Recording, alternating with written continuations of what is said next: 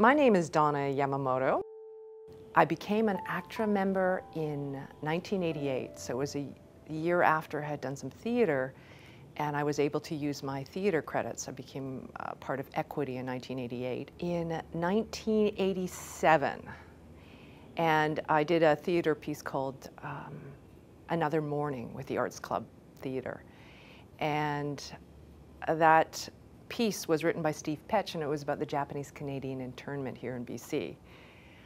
And I had done a little bit of acting in high school. I was a graduate of UBC, Bachelor of Arts, and I was invited to audition at the Arts Club. They were doing a new piece, and I got a role, a lead role, in an Arts Club production called Another Morning. So that's where I started. And then from that theater show, I was recognized with a Jessie Award for a newcomer, Best Newcomer, and that opened up an opportunity to work in TV, because in the late 80s, there was a Canal Films, they were doing Wise Guy and MacGyver and all these different shows here in Vancouver, and it was hopping, and they did need some diversity on screen. So I was kind of the go-to person when they needed a little splash. My first TV show was Danger Bay. And Danger Bay was cast by Trish Robinson. So she told me to audition for this role in Danger Bay, and I had a recurring role on that series. And I have to say I was pretty terrible, but I learned a lot. My father and mother, they have always supported my choices. And I know coming from an Asian family, there was a big push for education, so that's why I went to university.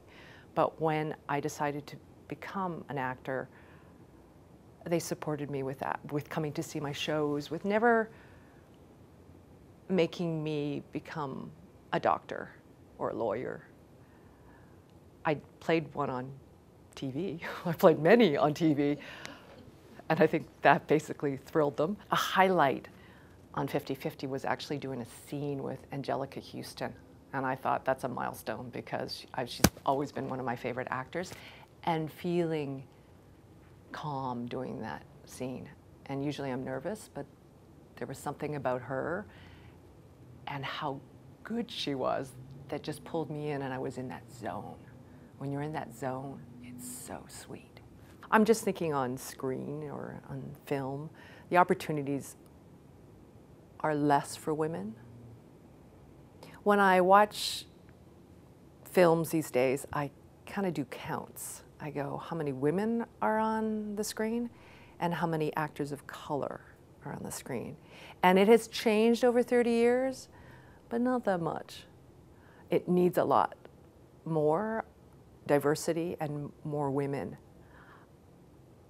So how it's affected me is that I probably have had to always scramble for other types of work. I shouldn't say scramble. I opened my own business. I opened my own business, a health food store, that allowed me to pick and choose the shows I wanted to do, and also not be, my self-esteem was not always wrapped up in if I got a role or not, if I was auditioning.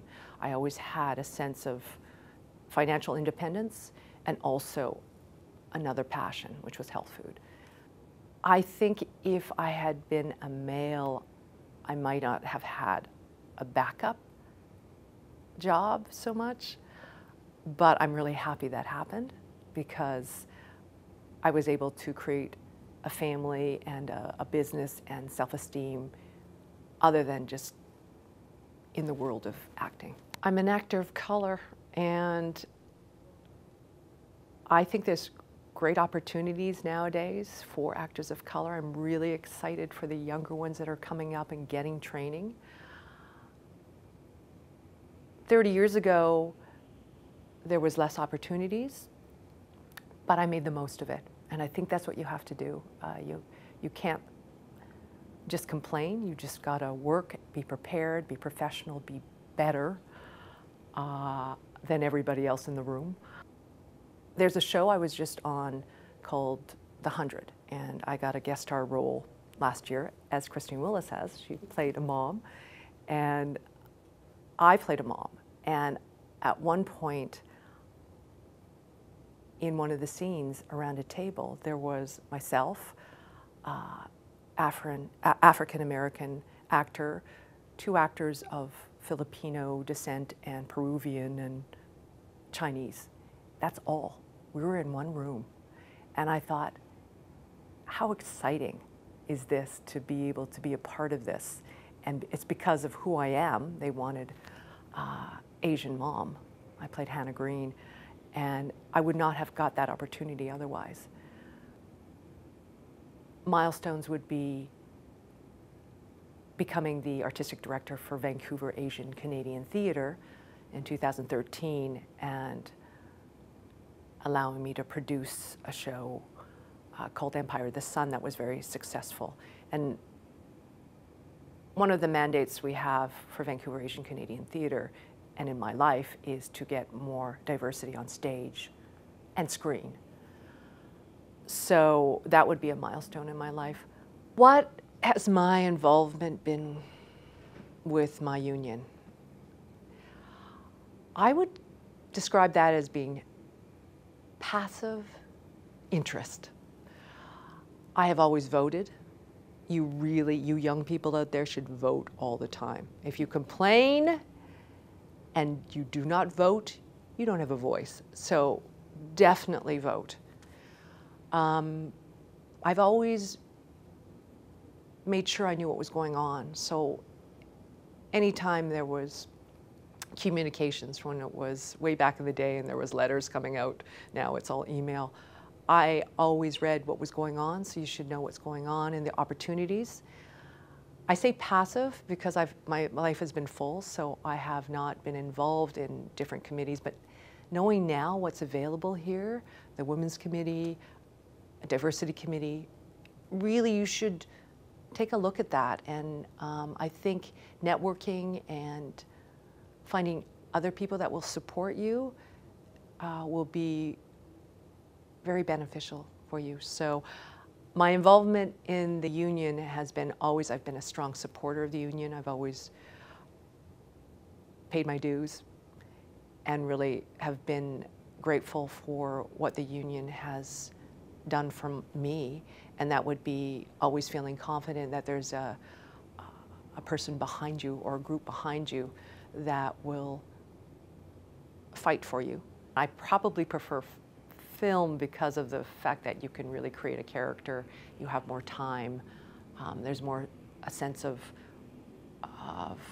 creating a piece that you can be really proud of. I've been involved in theater, which I love. I have to say that I do theater, or I do TV work and film work to support my theater habit. And voiceover I've done in my early days, because my voice is getting kind of old now. I think my proudest accomplishment has been when I've been on set and I'm in that zone where I'm relaxed, because that doesn't always happen. There's always the nervousness that comes along. But there's been a couple moments of clarity, and on The 100, working with Chris Larkin, there was a couple scenes that I felt like him and I were the only ones in the room. And it didn't maybe make the cut, but I know I did it. And so that has been one of my proudest moments. One of the best advice I could give to young people coming up is you're going to fail and learn from that failure. I mean, you're going to have successes for sure, and you're going to bathe in that, but really learn from your failures. And also know when you go for auditions, and this is really important, just win the audition, don't win the role. Because when you win the audition, you feel good, and you're not hinging all your self-worth on getting that role. You just might not be right for that role, or there's a lot of great actors out there. So just win your audition, win your art, don't give up. Get training. Take advantage of all what the union has to offer in terms of training. Be prepared. Be on time. Be yourself.